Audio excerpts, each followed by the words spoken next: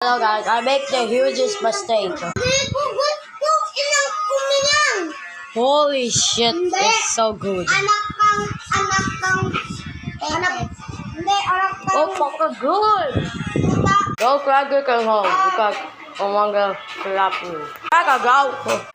You know, get out.